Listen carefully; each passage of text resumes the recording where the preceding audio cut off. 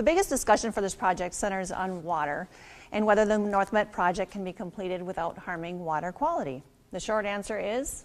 Yes. Now, you've talked already about the agencies involved in the documentation that must go into it to prove that the mine can operate while protecting the water. Let's talk now a little bit more about the watershed that it's in. You've hinted on this a little bit before, but let's take a look at the overview map that shows what watershed your project is in. Sure. So in looking at the map, what you'll see is that the project is at the very headwaters of the St. Louis River. And by the way, if you think about Minnesota, every piece of land is in a watershed or a subwatershed, so that if we're not in the St. Louis River, we'd be in the Mississippi or the Rainy River to the north. So I think that's important to note that any project, whether it's manufacturing or mining, exists in one. Now that particular watershed, because we're at the top of it, we have about 175 river miles to Lake Superior. But nonetheless, we had to prove to state and federal regulators that our proposed project meets all standards rated our project boundaries. So it's not a matter where you discharge and worry down on Lake Superior. No, it's a matter where you absolutely meet those standards right at the site.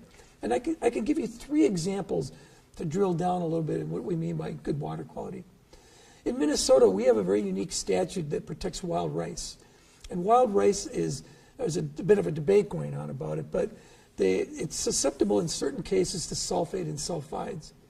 Sulfate, the drinking water standard is 250 milligrams per liter.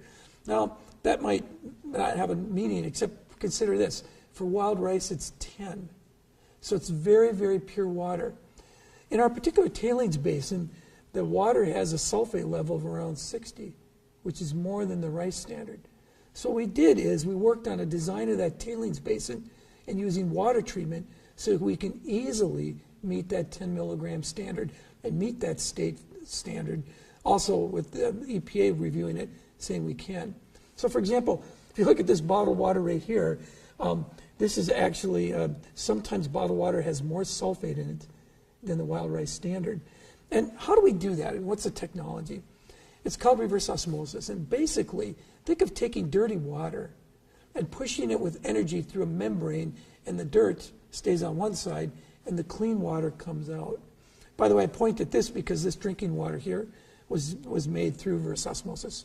So it's a technology that's used, any of you that buy bottled water in the store, those of you that are drinking water in many municipalities in southern Minnesota, or you've seen recently some of the discussion on the drought in California. Desalinization plants use reverse osmosis.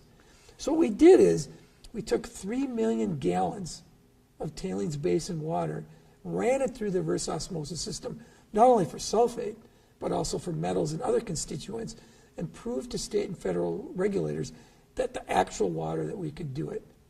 Now what's good about pilots like this is that then you take that data and you use it to actually design the full system. So we're using real data as opposed to an experiment. So that's an example of one area of water quality. Let me give you a couple others. I talked a bit before about the tailings basin in terms of that it leaks. Tailings basins actually in the 1950s and 60s were designed to leak because rainwater would fall on these and you wouldn't want them to overtop.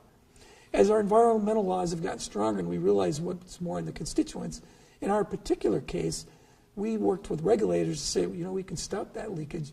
And what we basically do is put a barrier between the tailings basin and the bedrock. And what happens is a barrier is made out of a clay substance called bentonite. And bentonite, when you add water to it, it's like a plastic, it's impervious to water. So that water that normally would flow out is stopped, collected, and then treated by the reverse osmosis system. And so all the water work has been done to prove that works. And in fact, in another mine in the Midwest in Michigan, they have the same kind of barrier in operation now with great success in terms of making sure water doesn't move across it. Let me give you another example in terms of water quality, though. Mercury is a really important issue in northern Minnesota because many of our lakes are above standard in terms of fish that we eat has too much mercury in it. This, of course, largely occurs because mercury coming from the sky is airborne deposition from the air. Well, our mercury discharges actually are many times cleaner than the mercury found in natural rainwater. And in addition to that, when you look at the natural runoff into the St. Louis River Basin from the land and rain, we're 2 to 3 times cleaner than the natural water there. So actually, in terms of our project on mercury, we don't have a net increase. So we end up with a net decrease in sulfate, no increase in mercury. The actual design of the mine site itself during operations is zero discharge. Plus, we use proven wastewater treatment technologies that are used across the board, not only in Minnesota, but in the nation. And these different layers form a really solid regulatory basis for meeting standards.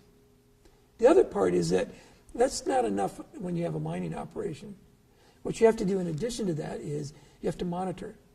So monitoring wells and monitoring points, both not only on the water, but the air, are placed all over the facility. And I know MPCA regulations well, and the monitoring is continuous. And the point is so that regulators always can see in terms of to make sure those standards are being met. What do you mean the monitoring is continuous? Is there cameras or 24 sensors? hours a day, 7 days a week. They have various engineering methodologies where you have real-time data.